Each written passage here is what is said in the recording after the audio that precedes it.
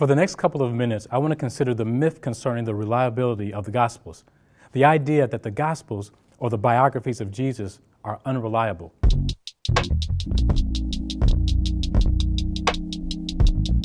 Hey, what's up everybody? My name is Cleaver, and I'm excited to bring you a new series through the Jude 3 project entitled Unmasking the Myths of Christianity. Now, over the next 4 weeks, I'll briefly examine some of the more popular myths, falsehoods, and untruths that surround Christianity. Let me be clear though, this isn't meant to serve as an exhaustive treatment for any of the forthcoming topics, but hopefully it'll give you some nuggets of information to chew on and possibly further pursue. Now, the ideas of myths are interesting in and of itself. Myths can serve as narratives that explain aspects of society, but they also can imply a false belief or idea. And it's the latter definition that we'll be focusing on throughout this video series. But myths have a peculiar power to them. And Dr. Tony Evans gives us a great illustration that shows the inherent or perhaps insidious influence they can have. He says myths are powerful because they are believed and therefore become the basis of our actions as individuals, as families, and as a society at large. Myths develop like a pearl inside an oyster shell. When a grain of sand gets caught in the oyster shell, it is continuously coated by the secretions of the oyster until a valuable pearl is formed.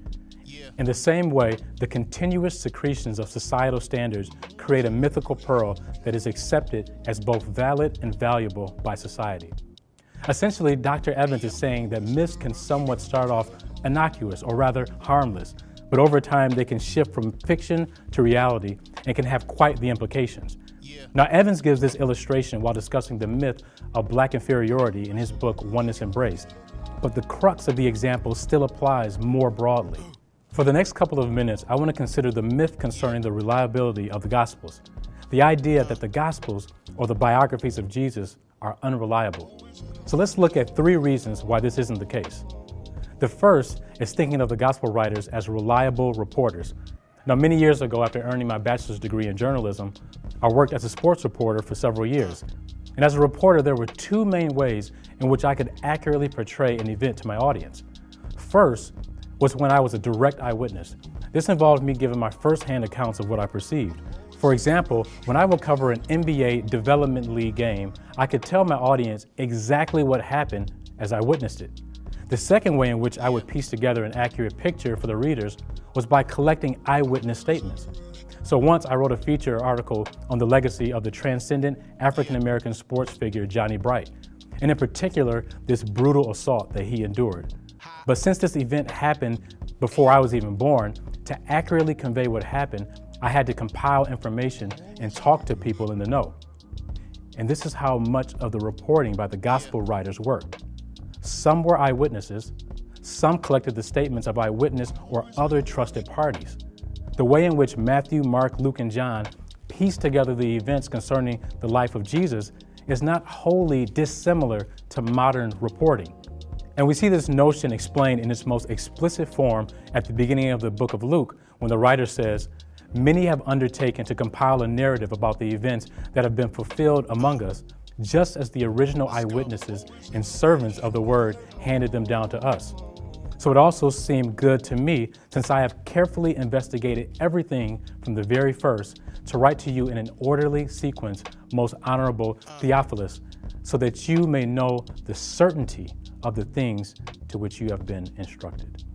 But even though the gospel writers reported in a reliable fashion, they didn't have Xerox machines back then, so to produce more copies, scribes actually had to rewrite the gospels.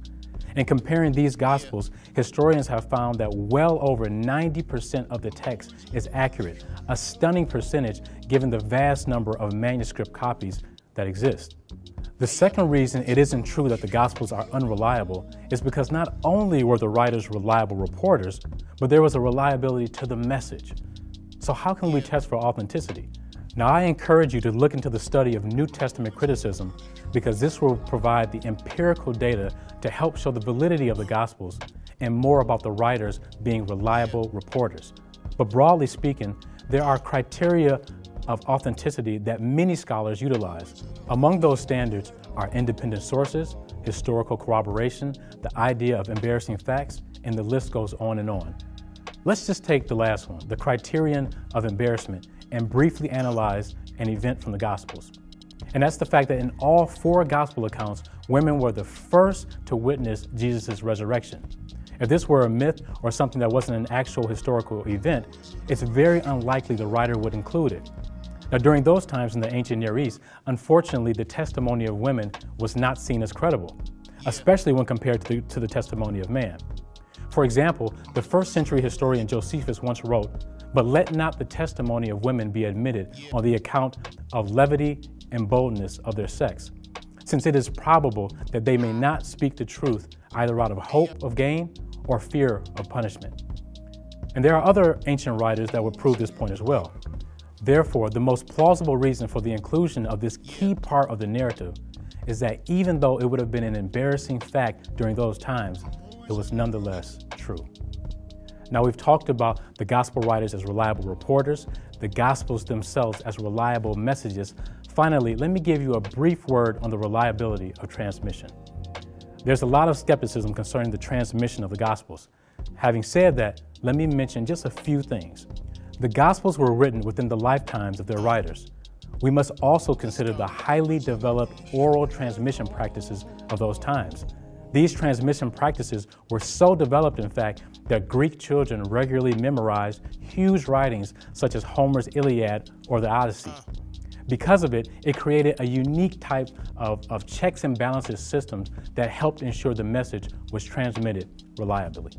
Obviously, so much more can be said, but let me close with a reflection by C.S. Lewis on reading the Gospels. He said, if someone tells me that something in the Gospel is legend or romance, I want to know how many legends and romances he has read, how well his palate is trained to detecting them by the flavor, not how many years he has spent on the Gospel.